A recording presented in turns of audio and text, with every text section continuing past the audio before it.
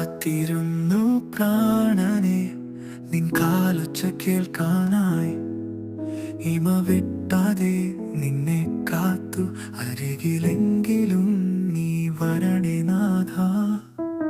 നിൻമുഖം കാന്തി കാണുവാൻ ഞാൻ എത്രയോ വട്ടം നോക്കിയിരുന്നു.